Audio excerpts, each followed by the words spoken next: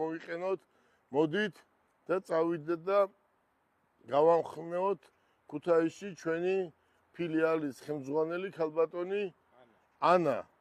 და აგერ მათე კიდე დღეს უკვე გაყიდვებს ჩაიბარებს ანასთან. ანას თანამშრომელი იქნება, ჩვენი კომპანიის თანამშრომელია. რატო ჩამოვიდა ქუთაისიდან ეს ბიჭი და რატო მიიღო აქ პრაქტიკა და რატო მუშაობდა და რატო ხედავდა იმას, რაც ქუთაისში უნდა გააგრძელოს. იმიტომ რომ ეს პრაქტიკა იყო მისი და ეს საჭიროა, ხო?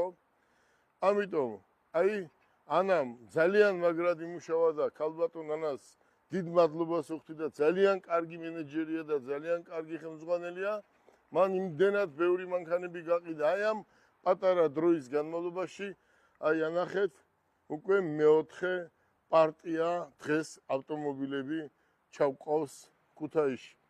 მოვეფეროთ იმერეთს, მოვეფეროთ ჩვენს მომხმარებლებს და იმ აქციის შედეგად რამდენი მანქანა არის გაყიდული, ხალხმა გაიგო წესიერად, ხო, ადამიანს სჭირდება რეალური მოპყრობა და რეალური ფასი.